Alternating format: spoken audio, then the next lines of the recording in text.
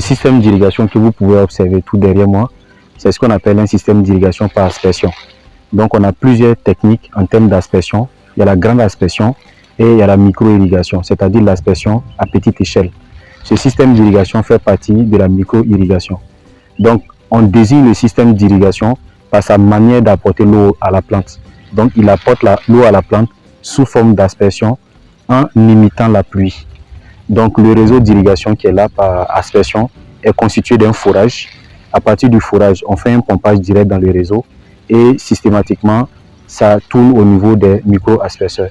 Il y a un dispositif également de filtration de l'eau qui est là, qui sont des filtres à sable. Et également, on a quelques filtres à tamis qui sont là. Donc globalement, c'est ça le système d'irrigation par aspersion.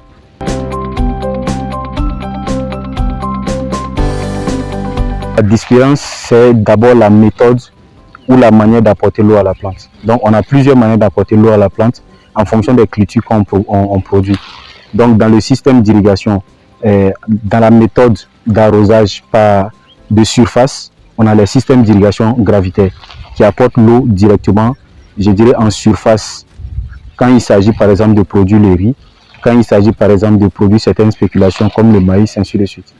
Et on a les systèmes d'irrigation goutte à goutte. En ce moment, on apporte l'eau à la plante sous forme de gouttes.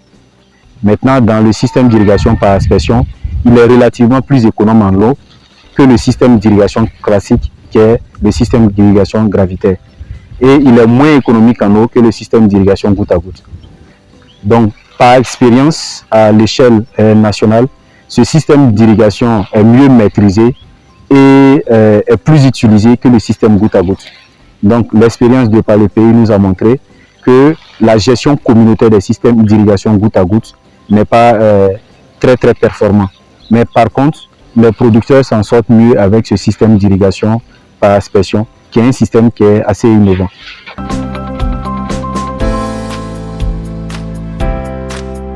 Le nombre d'asperceurs est calculé en fonction de la superficie à couvrir et en fonction de ce qu'on appelle la portée. Donc chaque asperceur a un rayon qu'il peut couvrir.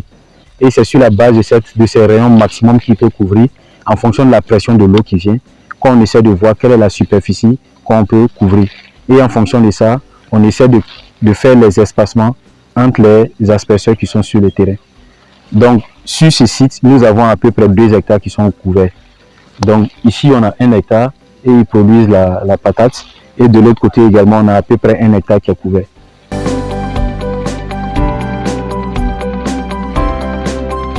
Alors donc en termes de conseils, c'est déjà l'adoption de ces technologies d'irrigation. Notamment le système d'irrigation par aspersion, c'est un système qui fait actuellement ses preuves. Il y a la micro-aspersion que vous voyez avec ses sprinklers. Il y a l'aspersion également basse pression avec le spray tube qui existe. Et c'est des systèmes quand même qui sont assez intéressants. Par contre, quand on fait une comparaison avec le goutte à goutte, qui est actuellement pas véritablement très bien maîtrisé par les exploitants qui exploitent de façon communautaire. Donc, si on adopte ce système d'irrigation, ça va nous permettre, je dirais, d'utiliser l'eau de façon relativement plus efficiente.